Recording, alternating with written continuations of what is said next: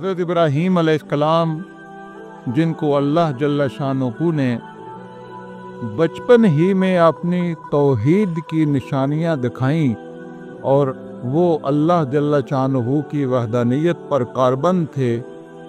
उन्होंने जब अपने इर्द गिर्द के माहौल के ऊपर निगाह डाली तो इंतहाई मुशरिकाना माहौल है। बुत परस्ती जो है वो घर घर में एक फैशन और एक इंतहाई मजहबी इबादत के तौर पर पूजा की जा रही है, बुत परस्ती की। और उसके खिलाफ कोई बात सुनना पूरी माशरे के अंदर जो है वो ऐसे ही था जैसे गोया अपने आप को भीड़ों के सामने, भेड़ियों के सामने पेश करना है। और उस सब से बढ़कर ये कि खुद हज़रत इब्राहीम अलैहिस्सलाम के घर में वालिद और आपके दूसरे अजीज़ व तारक बुत फरोश थे, बुतों की सनत जो है वो चला रहे थे और उसमें बड़ी नुदरत और बड़ी इनफरादियत थी के काम की। और वो इसी वजह से अपने पूरे मुल्क में एक लिहाज से जाने पहचाने जाते थे कि ये मज़हब की बड़ी खिदमत कर रहे हैं। बहुत ज़्यादा मजहबी जो है वो कोशिश में लगे हुए हैं और उनके मज़हब को चार दांगे आलम में फैलाने के लिए उनके वालिद का और उनके कबीले का भी बड़ा अहम किरदार है। तो जहाँ सूरत हाल ऐसी हो वहाँ पे जो है वो एक नौजवान और नौखेज जो है वो मर्द मुजाहिद उठ के ये ऐलान करता है कि लोगों ये बुत जो हैं वो झूठे हैं, ये तुम्हारे माबूद झूठे हैं, तो इनकी इबादत करना छोड़ दो। और दलील देते हुए कहते हैं कि जब ये बुत अपने साथ होने वाली ज़्यादती को बयान भी नहीं कर सकते, रोकना तो बड़ी दूर की बात है, होना तो ये चाहिए था कि ये तुम्हारे खुदा हैं, तो इनकी शान तो ये होनी चाहिए थी कि अगर इनकी तरफ कोई मैली निगाह से देखे तो ये उसकी आंख फोड़ दें, आंख निकाल दें। चलें ये ताकत ना भी सही तो इतनी ताकत तो होनी चाहिए थी कि इनके साथ अगर कोई ज्यादती हो तो ये बयान तो कर सकें। लेकिन इनमें तो ये भी सलाहियत नहीं है कि ऐसी चीज़ों की पूजा करना और ऐसी चीज़ों की इबादत करना और ऐसी चीज़ों के पीछे अपना सारे का सारा लगा देना सरमाया और अपनी सारी तवानाइयाँ और कोशिशें इसके लगा देना इसको जिला बख्शने के लिए, तो ये अक्लमंदी और दानिश की बात नहीं है। तो लिहाजा तुम लोग ये छोड़ दो। तो जब ये अंदाज हो ऐसे मुआशरे में, ऐसे माहौल में, तो यकीनी बात है कि ऐसा फ़र्द जो है उसका फिर मुकाबला जो है वो पूरी की पूरी कौम मिलकर करती है। जिस तरह के रसूल अकरम सल्लल्लाहु अलैहि वसल्लम का मुकाबला मक्के के कुफार और मुशरिकीन ने मिलकर किया और ये फैसला कर लिया कि आज की रात जब आपने हिजरत करनी थी तो उससे एक रात पहले तो उन्होंने फैसला किया कि हम सारे कबीलों के नौजवानों को तलवारें देकर इकट्ठा आप सल्लल्लाहु अलैहि वसल्लम के घर के इर्द गिर्द तहरे पे लगा देंगे। जैसे ही आप निकलेंगे तो हम सारे के सारे मिलकर आप सल्लल्लाहु अलैहि वसल्लम का नऊज़ुबिल्लाह खात्मा कर देंगे। तो इस तरह ये जो है ना वो शमा अभी जो टिमटिमा रही है ये खुद ब खुद ख़त्म हो जाएगी, कह जाए कि ये एक पूरा नूर और आफताब हिदायत बनकर चमके। इस तरह उन्होंने अपनी तरफ से कोशिश की, लेकिन अल्लाह जल्ल शानहू ने उनकी ये चाल उलट दी और वो जो एक शमा थी उसको अल्लाह जल्ल शानहू ने वो पूरा आकाब बना दिया। तो इसी तरह हज़रत इब्राहीम अलैहिस्सलाम के साथ भी मामला पेश आया कि आपके खिलाफ पूरी की पूरी कौम जो है वो जत्था बनाकर खड़ी हो गई। तो हज़रत इब्राहीम अलैहिस्सलाम के जो बोल हैं, जो मुकालमा है, वो अपनी कौम के साथ जो है वो यहाँ पे शुरू होता है कि जब आपने उनको कहा कि ए कौम के लोगों, तुम्हारे इन माबूदों के खिलाफ अगर कुछ किया है तो हो सकता है बड़े ने किया हो, जिसके कंधे के ऊपर कुल्हाड़ा पड़ा हुआ है, तो इससे क्यों नहीं पूछ लेते। फ़स्अलूहुम इन कानू यंतिकून, आयत नंबर 63। बस इनसे पूछ लो अगर ये बोलते। तुम्हारे बुत अगर कुछ भी उनमें खुदाई वसफ है तो फिर उनसे पूछ लो, उनसे पूछो कि क्या हुआ उनके साथ में। यहाँ से हज़रत इब्राहीम अलैहिस्सलाम का और आपकी कौम का एक मुकालमा शुरू होता है। और हकीकत ये है कि कुरान मजीद के इस मौजज़े के ऊपर भी हम कुर्बान जाएं कि अल्लाह जल्ल शानहू ने हमें बताया है कि तबलीग का तरीक़ा का मौसर तरीन तरीक़ा क्या है, और वो ये बताया कि मुखातिब को आहिस्ता आहिस्ता धीरे धीरे इस मैदान में ले आओ, इस सतह पर ले आओ कि जब आप एक मुख्तसर सा भी जुमला कहेंगे को उसके दिल पर असर कर जाएगा। उस मुकाम तक ले आओ, उसके साथ चलते आओ, उसके आगे लेते आओ, ऐसे मुकाम पर उसको ले आओ कि जहाँ पे अब उसके दिल की कैफियत और अकल की कैफियत इस नहज पर पहुँच गई है कि उसको हल्का सा भी इशारा कर दिया गया तो यकीनन बात उसके दिल में उतर जाएगी, असर करेगी। आप देखिए कि हज़रत यूसुफ अलैहिस्सलाम का हमें कुरान मजीद बताता है कि आप कैद खाने में पड़े रहे और कैद के जो आपके साथी थे उनके साथ आप हुस्न सलूक करते रहे, लेकिन आपने उनको कभी तबलीग नहीं की। एक वक्त आया कि जब उन्होंने खुद महसूस किया, हज़रत यूसुफ अलैहिस्सलाम ही जो है वो मुख्तनीम में शामिल। तो जब उन्होंने ये महसूस कर लिया, हज़रत यूसुफ अलैहिस्सलाम ने जेल के अंदर उनके साथ इतना अच्छा सलूक किया कि उन्हें यकीन हो गया कि मोहसिन हैं आप। तो उस वक़्त वो आपसे एक दरख्वास्त करते हैं कि ए सिद्दीक, हमें एक ख्वाब आया दोनों को अलग अलग, तो आप उसकी ताबीर बता दें। हज़रत यूसुफ अलैहिस्सलाम ने दोनों की बात सुन के आपने कहा कि मैं तुम्हारी ताबीर ख्वाब की इंशाअल्लाह अज़ीज़ बहुत जल्द बता दूंगा। यानी यहाँ तक आप उनको साफ हमदर्दी के साथ ले आई,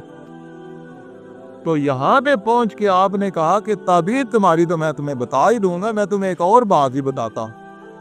तो इस पर वो बड़े चौकन्ने हुए और अब पूरी दिली आमादगी के पास हज़रत यूसुफ अलैहिस्सलाम की बात सुनने के लिए तैयार हो गए हैं।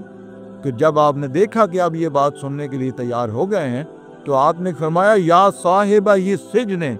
अरबाबम मुतफर्रिकून खैरुन अबिल्लाहुल वाहिदुल क़हार। ऐ मेरे कैद खाने के साथियों, ये तो बताओ जरा कि बहुत सारे मुतफर्रिक और मुख्तलिफ किस्म के अरबाब और गद जो हैं वो बेहतर हैं या एक अल्लाह वहदहू ला शरीक बेहतर है। तो ये जुमला जब आपकी ज़बान से निकलने की देर थी तो उनके दिल के ऊपर असर कर गया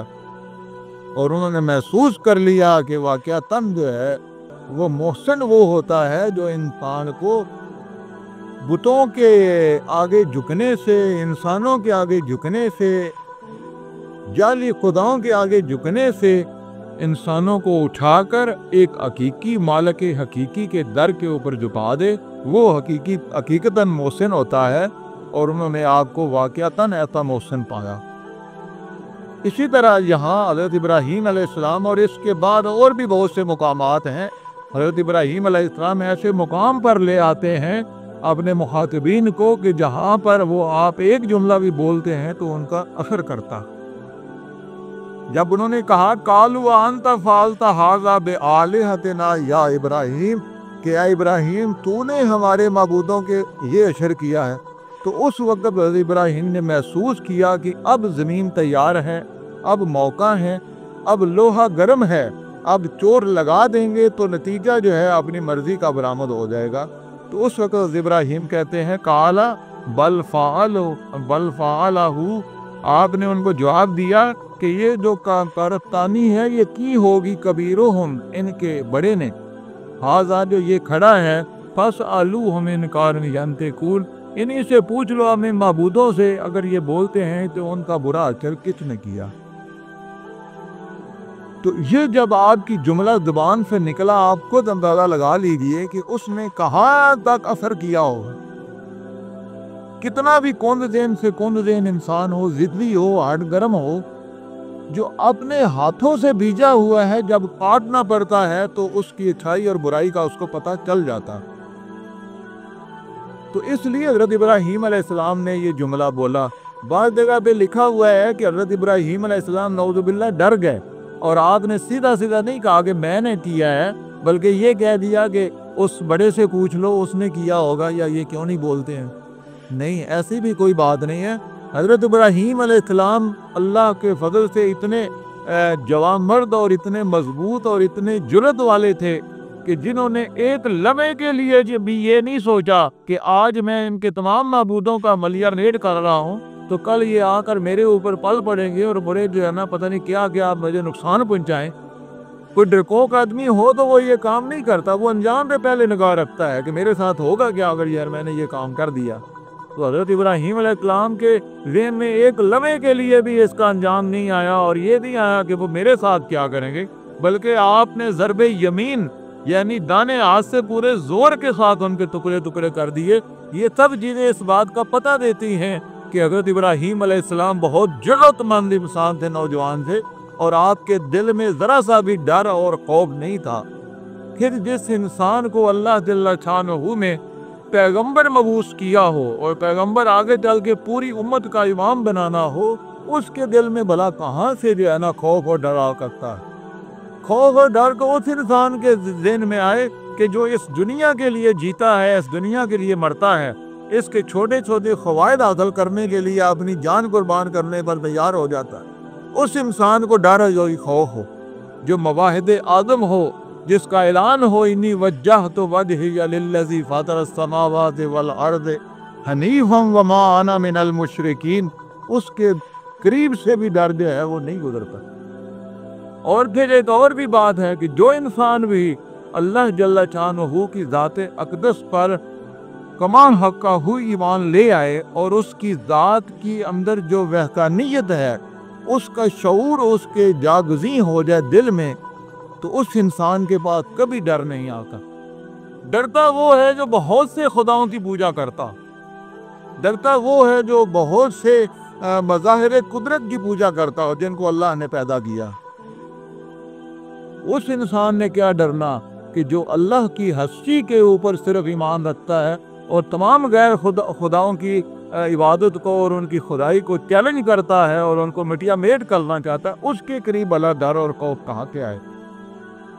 آپ اپنے معاشرے میں پھیلے ہوئے انسانوں کو دیکھ لیجئے، آپ سروے کر لیجئے، وہ انسان جو اللہ کی وحدانیت پر یقین رکھتا ہے اور اس کے علاوہ باقی کسی کی عبادت اور کی بڑائی اور کسی کے اس طرح مؤثر ہونے کا اس کو بالکل قطعاً بھی کوئی ایک اس کے ذہن میں اثر نہیں ہے، اس انسان کا حوصلہ اور جرأت اور ہمت وہ اور طرح سے ہوگی۔ اور جو انسان بلی سے بھی ڈرتا ہے، کتے سے بھی ڈرتا ہے، چوہے سے بھی ڈرتا ہے، اس انسان کی حالت دیکھ لیجیے کہ ذرا سی گرم آواز چلی اور ادھر سے اس نے ڈرنا شروع کر دی۔ یہ ایک کا فہم ہے توحید کا کہ جو انسان اس کو توحید کے سبق کو اچھی طرح پڑھ لے، دین یقین کر لے، پھر اس کو اللہ کے علاوہ کسی ہستی کا کوئی ڈر نہیں رہتا۔ تو اس لیے قال بل فعلہ، آپ نے ببانگے دہل ان کو حقیقت میں شرمندہ کرنے کے لیے جملہ کہا کہ شاید ہی ان کو شرم اور حیا آ جائے کہ بھائی تم ان سے پوچھ لو، جو ان کے بڑے سے پوچھ لو، اور اگر یہ بولتے ہیں تو ان سے پوچھ لو۔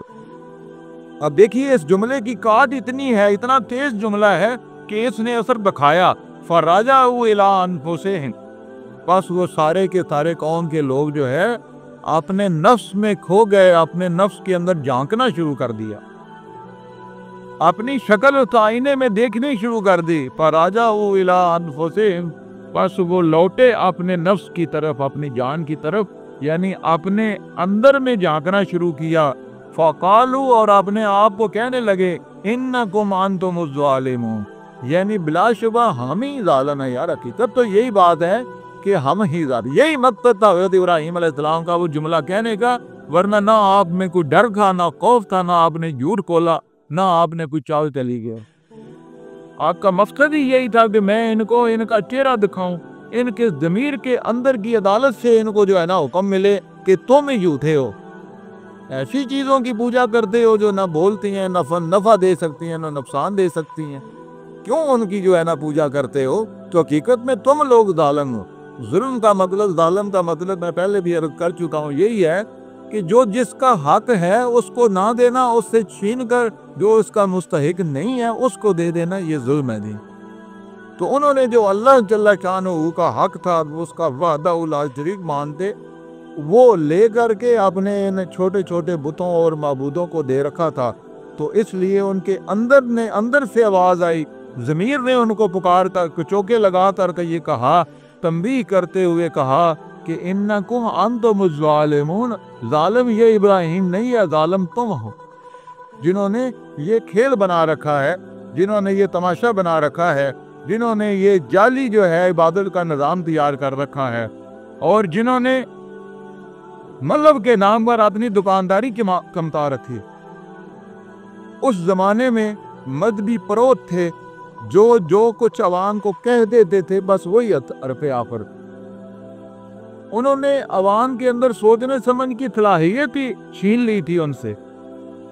آج بھی ایسے لوگ موجود ہیں جنہوں نے عوام سے ان کے سوچنے سمجھنے کی صلاحیت چھین لی ہوئی ہے۔ وہ اپنے عقل سے جو ہے نا وہ نہیں سوچتے، اپنا عقل ان کے آگے گروی رکھ دیا ہوا ہے، خود بے عقل اور بے دماغ ہیں، خالی اس دین ہے، جیسے وہ کہتے ہیں ویسے کرتے ہیں۔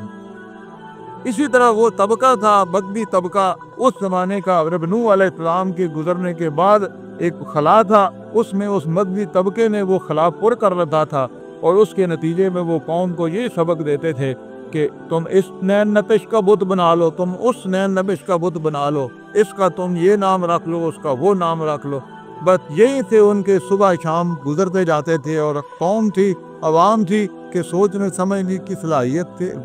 کمزور ختم ہو چکی۔ تو اس پر آپ نے فرمایا، انہوں نے اندر سے ان کو آواز ہے قالوا انکم انتم الظالمون، کہا انہوں نے اپنے آپ سے کہ تم ہی ظالم چھو۔ ثم نکسوا علی رؤوسہم، اب دیکھیے کہ جو اتنے عرصے تھے اپنے باپ دادا کے غلط عبادت کے طریقے پر چلے ہوئے ہیں، انہیں اندر سے آواز تو آ گئی، تب تو چھا گئے، پتہ بھی ان کو چل گیا کہ بھائی ہم ہی ظالم لوگ ہیں، لیکن وہ جو عصبیت جاہلیہ ہے کہ اگر آج ہم نے اس نوجوان کے کہنے کے اوپر اپنا دین جو ہے وہ تبدیل کر دیا، اور دین میں جو حقیقی تبدیلی ہے وہ ہم نے کر لی، تو ہمیں لوگ کیا کہیں گے؟ یہ عصبیت ہوتی ہے، یہ جاہلانہ عصبیت جو ہے یہ رکاوٹ بنتی ہے۔ ورنہ میرے بھائیو، حقیقت میں ہر انسان کے اندر ایک قاضی اور منصف بیٹھا ہوا ہے جو انصاف کر کے اس کو بتاتا ہے کہ تو غلط ہے یا صحیح ہے۔ لیکن یہ عصبیت ہے، اس کی کو صدیاں گزر گئی ہیں بال دادا کے نقش قدم پر چلتے ہوئے، تو آج ایک نوجوان اٹھا ہے ابراہیم، ہم اس کے راستے پر چل پڑے۔ صرف یہ ایک عصبیت جاہلیہ تھی جس میں قرآن مجید کہتا ہے ثم نکسوا علی رؤوسہم، بس وہ اپنے سروں کے اوپر، اپنے پاؤں کے اوپر الٹے ہو گئے، یعنی ان کا دماغ پھر الٹ ہو گیا۔ ایک لمحہ کے لیے جو روشنی ان کو میسر آئی تھی، پھر وہ عصبیت کے رو میں بہہ گئے اور الٹے ہو گئے، اور کہنے لگے لقد علمت ما هؤلاء ينطقون، اے ابراہیم تو اچھی طرح جانتا ہے کہ یہ بولتے نہیں ہیں۔ ہونا تو یہ چاہیے تھا کہ وہ جواب دیتے کہ اے ابراہیم تو بالکل سچا ہے، واقعی ہم ہی ظالم ہیں، لیکن وہ عصبیت غالب آ گئی۔ انہوں نے کہا لقد علمت، البتہ تمہیں علم ہے، جانتا ہے تو، ما هؤلاء ينطقون، نہیں ہیں یہ بولنے والے، یہ بول نہیں سکتے۔ جیسے ہی انہوں نے یہ جملہ بولا، حضرت ابراہیم علیہ السلام نے اس کے اوپر مزید ایک حملہ ان پہ اوپر کر دیا۔ آپ نے فرمایا قال فتعبدون من دون اللہ ما لا ينفعکم شیئا ولا یضرکم، عبادت کا مفہوم یہ بتایا کہ کیا تم ایسی چیز کی عبادت کرتے ہو اللہ کو چھوڑ کر کے جو نہ تمہیں نفع دے سکتی ہے نہ نقصان دے سکتی۔ دیکھیں، عبادت پوجا پاٹ تو اس ہستی کی ہونی چاہیے جس سے ہمیں کوئی فائدہ ہو، جو ہمارا فائدہ کر سکنے کی طاقت رکھتی ہو، اور اگر ہم سے ناراض ہو جائے تو ہمارا نقصان کرنے کی طاقت رکھتی۔ عبادت ہم ویسے کیوں کریں؟ اگر ہمیں یہ یقین ہو کہ اللہ جل شانہ نہ ہمیں کوئی فائدہ دے سکتا ہے نہ نقصان دے سکتا ہے، تو ضرورت کیا ہے اللہ کی عبادت کرنے کی؟ اللہ کے احکامات ماننے کی کیا ضرورت ہے؟ کیا ضرورت ہے کہ رمضان میں بھوکا پیاسا رہنے کی؟ کیا ضرورت ہے کہ اپنا اتنا مال خرچ کر کے سفر کر کے حج پہ جانے کی؟ کیا ضرورت ہے قربانی کرنے کی جب ہمیں یہ پتا ہے کہ ہمارا کوئی نقصان نہیں کر سکتا ہے؟ ہم یہ سب کچھ اس لیے کر رہے ہیں میرے بھائیوں کہ ہمیں یقین ہے، اور جن لوگوں کو حقل یقین ہے وہ تو اس پر اپنی جان قربان کر دیتے ہیں، لیکن اس سے پیچھے نہیں ہٹتے۔ ان کو یقین ہے کہ اللہ نفع بھی پہنچا سکتا ہے، نقصان بھی پہنچا سکتا۔ تب ہم عبادت کر رہے ہیں اللہ جل شانہ کی، تب ہماری عبادت کے اندر وہ انہمات بھی پیدا ہو سکتا ہے کہ ہمیں یقین ہے کہ ایک دن آنے والا ہے جب اللہ جل شانہ چاہیں تو ہمیں نقصان پہنچا سکتے ہیں، چاہیں تو ہمیں فائدہ دیتا ہے۔ تو اس پر حضرت ابراہیم علیہ السلام نے انہیں عبادت کا یہ تصور دلاتے ہوئے منفی انداز میں بتایا کہ جو ہستیاں، جو چیزیں تمہیں نفع نہیں دے سکتی، نقصان نہیں دے سکتی، ان کو اللہ کے علاوہ کیوں ان کی عبادت کرتے ہو، کیوں پوجا کرتے ہو؟ اُفِلَّ لَکُمْ وَلِمَا تَعْبُدُونَ مِن دُونِ اللَّہِ، تو ہے تمہارے اوپر، تبرہ ہے تمہارے اوپر، افسوس ہے تمہارے اوپر اور ان چیزوں کے اوپر جن کی تم پوجا کرتے۔ اُفِلَّ لَکُمْ، تو ہے تمہارے اوپر، وَلِمَا تَعْبُدُونَ، اور جس چیز کی تم عبادت کرتے ہو، من دون اللہ، اللہ کو چھوڑتا۔ عبادت کے لائق تو اللہ کی ہستی ہے، عبادت کرو اللہ کی کرو، لیکن تم تو اللہ کو چھوڑ کر ان چیزوں کی عبادت کرتے ہو جو تمہیں نہ نفع دے سکتی ہیں نہ نقصان دے سکتی ہیں۔ افلا تعقلون، کیا تم اتنا بھی عقل نہیں رکھتے؟ عقل کیا چیز ہے؟ عقل حقیقت میں یہ ایک کسوٹی ہے انسان کے اندر کہ وہ یہ پرکھے کہ کیا چیز غلط ہے، کیا چیز صحیح۔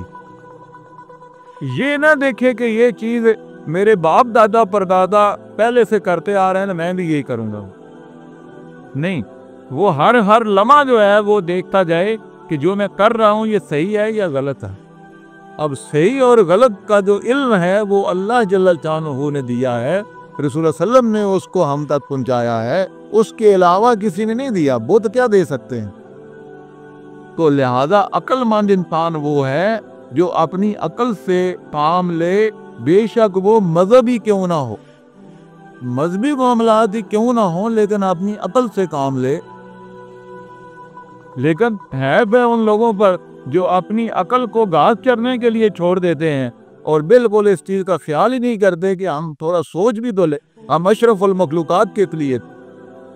افلا تعقلون، کیا تم اتنی بھی عقل نہیں رکھتے؟ تو یہ آپ کا یہاں تک جو مکالمہ ہے وہ حقیقت میں تو ان کے دل میں اتر گیا، لیکن وہ عصبیت غالب آ گئی۔ اس کے بعد انہوں نے سوچا کہ اگر ہم نے مزید کوئی جو ہے نا اس کے ساتھ محکم مباحثہ کیا تو یہ تو بالکل یہ جتنی عوام آئی ہوئی ہے ساری کی ساری اس کی گرویدہ ہو جائے گی۔ مذہبی ٹھیکیداروں نے جب یہ دیکھا اور ان کے جو تیب تھے سرکاری اہلکار، انہوں نے جب دیکھا کہ یہ تو دلائل کی دنیا کا بادشاہ ہے، اس کے سامنے گفتگو سے جیتا نہیں جا سکتا، اس کا ایک ایک حرف اور ایک ایک جملہ نکلا ہوا زبان سے وہ اتنی مخلوقات کے اوپر بھاری ہے کہ ان کے سامنے دم مارنے کی مجال نہیں ہے۔ تو لہذا اب مزید وقت نہ دیا جائے، گفتگو کے میدان میں ہم ہار چکے ہیں، دلائل کے میدان میں ہم ہار چکے، اور ہمیشہ جھوٹے انسان کا یہی ایک مقمتہ اور مہمہ ہے کہ وہ دلائل کی دنیا میں ہار جاتا، اس کے بعد پھر ہٹ درمی اور ضد اور اناد اور بغض جو ہے وہ اس کے سینے میں آ جاتا ہے، اور اس سے پھر وہ جو ہے وہ مقابلہ دوسرے طریقے سے کرنا شروع کر دے۔ بڑے ہی سعادت مند ہے وہ انسان جو دلائل کی دنیا میں کھڑے ہو کر کے شکست کھا جائیں تو وہ مان جائیں کہ ہاں جی واقعی ہم شکست کھا گئے، آپ سچے۔ بڑے سعادت مند وہ لوگ ہوتے ہیں، لیکن ضدی اور ہٹ درم اور شکی اور قلب جو ہے وہ جب دلائل کی دنیا میں شکست کھاتا ہوا نظر آتا ہے، اپنے وہ سمجھتا ہے میں شکست کھا رہا ہوں، تو فوراً پلٹا کھاتا ہے اور ضد اور ہٹ درمی اور اناد اور جنگ و جدل کے اوپر اتر آتا ہے، اور وہ کہتا ہے کہ نہ، جیتنے والی بات تمہاری کوئی نہیں، نہ تمہیں میں نے جیتنے دینا۔ تو یہی حال حضرت ابراہیم علیہ السلام کی قوم کے ان مذہبی ٹھیکیداروں نے اور عمائدین حکومت نے آپ کے ساتھ کیا، اور انہوں نے دعوت دی قالو حرقوہ وانصروا آلہتکم ان کنتم قائلین، انہوں نے سب کو پکار کر کہا کہ آ جاؤ جلاؤ تم اس کو، قالو حرقوہ، کہا انہوں نے اس کو جلا دو، اس کو آگ میں بسم کر دو، وانصروا آلہتکم، اور اپنے معبودوں کی آج مدد کر لو، آج موقع ہے، اگر آج رہ گیا تو پھر زندگی بھر پچھتاتے رہو گے کہ کیوں ہم نے اپنے وہ چھوٹے ننھے منے معبود اور اپنے بت کی پوجا نہ کی، کیوں ہم نے اتنے بڑے قوی ہیکل معبود کی کیوں نہ پوجا کی۔ تو آج وقت ہے وانصروا آلہتکم، اپنے معبودوں کی مدد کر لو، ان کنتم فاعلین، اگر تم کچھ کرنے والے ہو، اگر تمہارے اندر کچھ بھی دم ہم ہے تو آج جو تمہارے معبودوں کی بےزتی ہوئی ہے اور جو کچھ ان کا برا اشر ہوا ہے، ان کی مدد کے لیے آج وہ اکٹھے ہو جائے۔ یہ انہوں نے عصبیت کی پکار پکاری، پوری قوم کو بلایا، پورے سب لوگوں کو بلایا، اور یہاں تک ہے کہ خواتین نے جو ہے وہ یہ منتے مانی کہ اگر ہمارا فلاں فلاں کام ہو گیا، آج ہم جو ہے نا اس بات کا عہد کرتی ہیں کہ ہم بڑی دور دراز سے لکڑیاں اٹھا کے ڈھو کر لائیں گی۔ مرد تو مرد رہے، عورتوں نے یہ کہا، وعدہ کیا اپنے معبودوں کے سامنے کہ ہمارا کام ہو جائے، ہم جو ہے دور دراز سے لکڑیاں اٹھا کر لائیں گی۔ اور کہنے والے لکھتے ہیں کہ پھر پوری قوم نے بڑا عرصے تک، یہ بھی نہیں کہ ایک دن کی بات ہے، کافی عرصے تک لکڑیاں اکٹھی کی، ایندھن اکٹھا کیا، اور جب ان کے عمائدین نے دیکھا کہ یہ اتنی لکڑیاں ہو گئی ہیں تو پھر انہوں نے ایک گڑھا، بہت وسیع و عریض گڑھا کھودا، اس میں لکڑیاں رکھی، پھر ان کے اوپر لکڑیاں، تاکہ مقصد یہ تھا کہ بہت زیادہ لکڑیاں اکٹھی ہو، تا حد نگاہ ایندھن ہی ایندھن اور آگ ہی آگ ہے، اور اس کے ارد گرد پھر جو ہے وہ ایک دیوار بنائی تاکہ یہ صحیح جو ہے نا تنور کی شکل اختیار کر جائے، یعنی کوئی کمی نہ رہ جائے اس کے بھڑکنے میں اور اس کی شدت میں، کوئی کسی قسم کی کمی نہ رہ جائے۔ اس طرح انہوں نے اپنے معبودوں کی مدد کی، جو قرآن مجید کہتا ہے وانصروا آلہتکم ان کنتم فاعلین، تو انہوں نے اس میں جو ہے حضرت ابراہیم علیہ السلام کے لیے یہ انتظام کیا۔ اب اس کو آگ لگائی گئی، اس آگ کو، تو اس کے شعلے جو ہیں وہ آسمانوں تک گئے، اور تاریخ دان لکھتے ہیں کہ بھولے سے جو پرندے، چھوٹے چھوٹے پرندے پہلے نیچی پرواز کیا کرتے تھے، جب وہاں سے گزرے تو ان کے پر جل گئے، اس حد تک الاؤ تھا اونچا کہ جس میں آگ جلائی گئی تھی ابراہیم علیہ السلام کے لیے، اس کی شدت بہت زیادہ تھی۔ تو ایسے عالم میں اب کون بندہ جو ہے نا آگے بڑھے، حضرت ابراہیم کو کس طرح جو ہے نا آگ میں ڈالے؟ یعنی آپ اندازہ لگا لیجئے کہ کتنا میلوں کے پھیلا ہوا الاؤ ہو اور اس کے قریب بھی بندہ نہ جا سکتا ہو، تو اس میں جہاں اتنے آسمان تب شعلے بلند ہو رہے ہیں، وہاں اس کے سائڈوں پہ ارد گرد کے اوپر بھی بہت آگ ہوگی، تپش ہوگی۔ تو یہ ایک معمہ بن گیا کہ اب ان کو کیسے کوئی جو ہے نا آگ میں پھینکے۔ اس کے لیے پہلی بات جو ہے وہ انہوں نے منجنیق کا جو ہے وہ ایجاد کی، منجنیق ایجاد کی تاکہ دور سے آپ کو کھینچا جائے۔ جب منجنیق ایجاد کر دی انہوں نے، تو اس میں حضرت ابراہیم علیہ السلام کو بٹھا دیا، اور پھر پیچھے سے دھکیل کے خود دور، تو وہاں ایسے مقام تک لے گئے جہاں سے اس کے ذریعے سے آپ کو پھینکا گیا آگ میں، ورنہ اتنی شدت سی اس کی آگ کی کہ قریب اکیلے سے آدمی اس میں قریب بھی نہیں جا سکتا۔ تو اس کے اندر سے حضرت ابراہیم علیہ السلام کو آگ میں پھینکا گیا۔ ابھی آگ میں پھینکا نہیں گیا، تاریخ دان روایات میں لکھتے ہیں کہ ممکن ہے یہ اسرائیلی روایات ہوں، یا پھر یہ ہے کہ کسی موقع پر رسول اللہ علیہ وسلم نے تھوڑا بہت اشارہ کیا ہو کہ اس وقت حضرت ابراہیم علیہ السلام کی خدمت میں جبریل آئے ہیں، اور انہوں نے آ کر کہا کہ ہمارے لائق خدمت ہے، میرے لائق تو آپ حکم کیجیے۔ تو آپ نے اس وقت بھی یہ کہا کہ مجھے اللہ کے علاوہ کسی کی مدد نہیں چاہیے۔ بارش کا فرشتہ بھی جو ہے وہ بھی عرض کرتا ہے کہ اگر حکم ہو تو میں اس آگ کے اوپر اتنی بارش برساؤں، اتنی بارش برساؤں کہ یہ بالکل جگ ٹھنڈی ہو جائے۔ تو آپ نے فرمایا نہیں، میں نے کسی سے فریاد نہیں کرنی، میرا حال اللہ کو معلوم ہے۔ تو بالکل آپ نہ گھبرائے ہیں نہ کچھ حضرت ابراہیم علیہ السلام کو منجنیق کے ذریعے اس آگ میں پھینک دیا گیا، اور ان کا خیال تھا کہ پھینکتے ہی جو ہے وہ آگ جو ہے ان کو بسم کر کے رکھ دے گی، جلا دے گی، جبکہ ایسا نہیں ہوا۔ اللہ تعالیٰ فرماتے ہیں قلنا، ہم نے حکم دیا، یا نارو کونی، اے آگ، یا نار اے آگ، کونی ہو جا بردم و سلامہ، بردم میں نے ٹھنڈی ہو جا،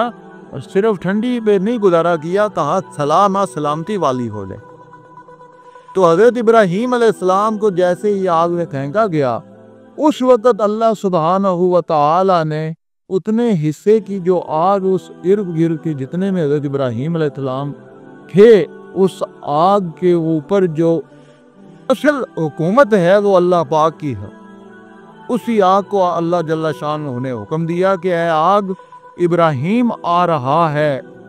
میرا بندہ آ رہا ہے، اس کے لیے تو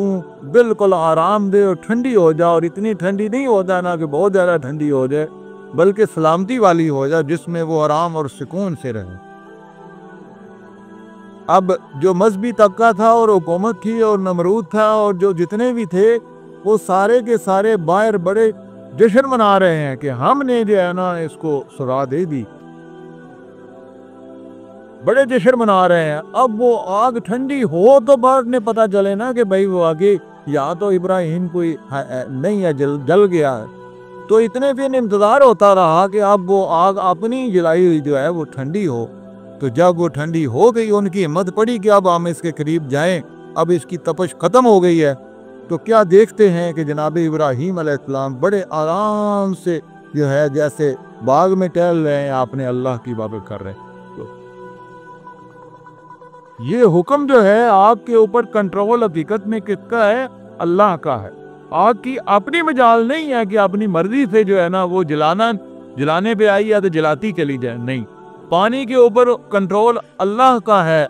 تو حضرت موسیٰ علیہ السلام پانی کے اندر سے گزرتے ہیں تو وہ بسلامت گزر جاتے ہیں، کیونکہ اللہ نے پانی کو حکم دیا ہے کہ ادھر بھی ٹھہر جا، ادھر بھی ٹھہر جا، بیچ میں سے راستہ ہے، حضرت موسیٰ نکل جاتے ہیں۔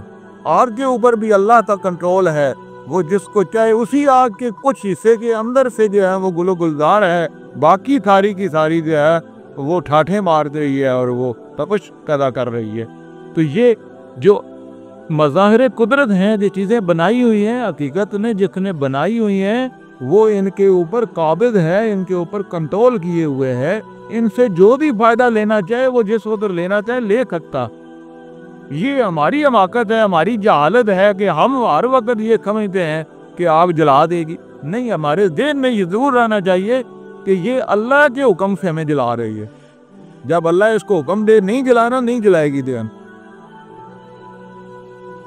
تو اس طرح اللہ جل شانہ نے اپنے ایک بندے پر، خلیل پر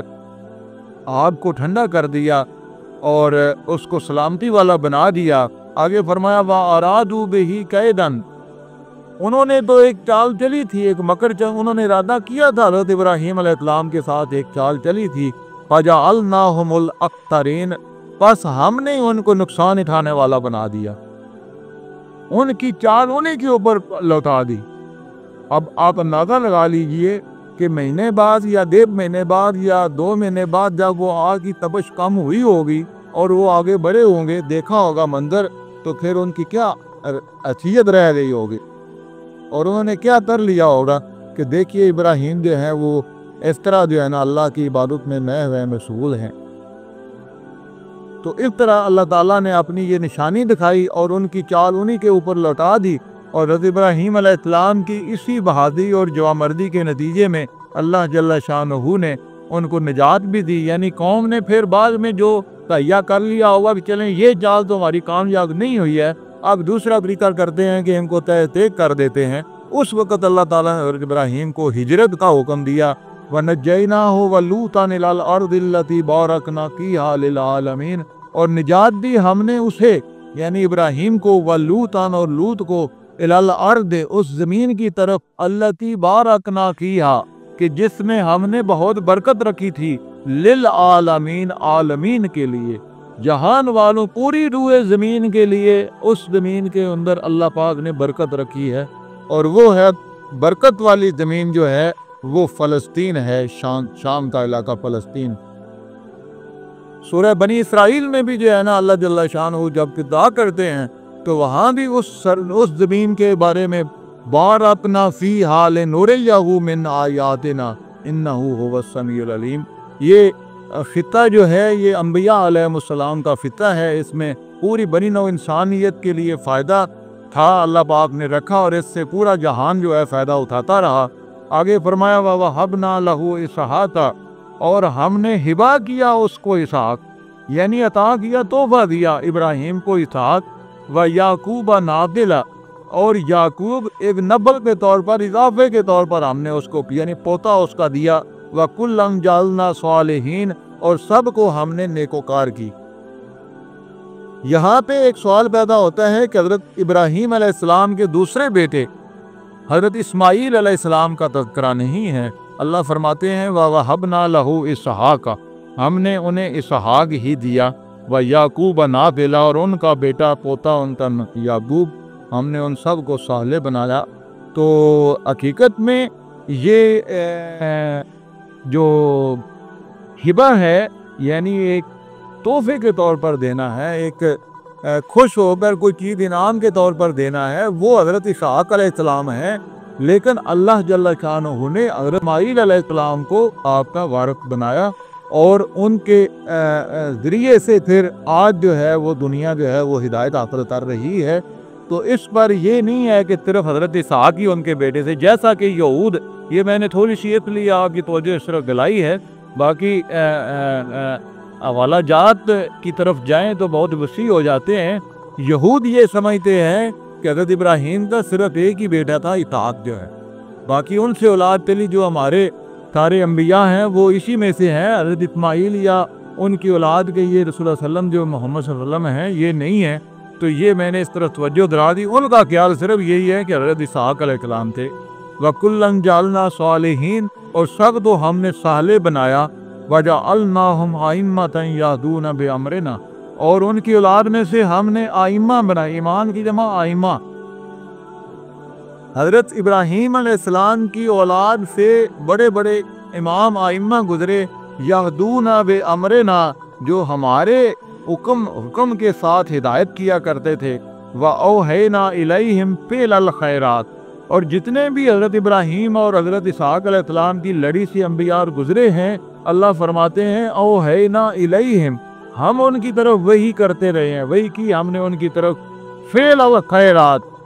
नेक काम करने की, अच्छे काम करने की। जितने भी ये आइम्मा गुजरे हैं उन सब की तरफ हम वही करते रहे हैं, भलाई के काम करने की। व इकामस्सलात व ईताअ ज़कात, और सलात कायम करना और ज़कात देना, ये हम उनकी तरफ वही करते रहे हैं। व कानू लना आबिदीन, और वो सारे के सारे हमारे इबादत गुजार। हज़रत इब्राहीम अलैहिस्सलाम को ये इनाम दिया। ये हज़रत इब्राहीम अलैहिस्सलाम की सबसे पहली कुर्बानी है, आग में फेंका जाना। ये सबसे पहली कुर्बानी का तज़किरा है। उसके बाद सूरह साफ़ात में आपकी दूसरी बड़ी जो है वो कुर्बानी का तज़किरा है, और उसके बाद फिर उसका जो नतीजा है, रिज़ल्ट है, वो सूरह बकरा में उसका तज़किरा है कि अल्लाह जल्ला शानहू फरमाते हैं कि हमने आपको तमाम जहान वालों के लिए इमाम बना दिया। तो ये हज़रत इब्राहीम अलैहिस्सलाम का तज़किरा है, ये उनकी पहली कुर्बानी है जिसकी तरफ इन आयात में हमें इशारा मिलता है। और इससे हमें ये पता चलता है कि इंसान अगर अल्लाह जल्ला शानहू के लिए ज़िंदगी जो है वो गुजार रहा हो, और उसने उसके हुक्म के मुताबिक जो है अगर उस पर आजमाइशें भी आएँ तो वो उन आजमाइशों की परवाह न करते हुए अल्लाह की मर्ज़ी के मुताबिक उस आजमाइश में पूरा उतरे, तो अल्लाह जल्ला शानहू ऐसे इंसान के दर्जात बुलंद फरमाते हैं और उसकी औलाद को खैर व बरकत अता फरमाते हैं। और फिर उससे आगे मज़ीद जो है ना बरकतें नाज़िल होती हैं, बरकतें फैलती हैं। अल्लाह ताला हमें हिदायत अता फरमाए और हमें हज़रत इब्राहीम अलैहिस्सलाम के उसवा हसना को सामने रख कर के ज़िंदगी गुजारने की तौफीक अता फरमाए। व आखिर दावाना अनिल हम्दुलिल्लाहि रब्बिल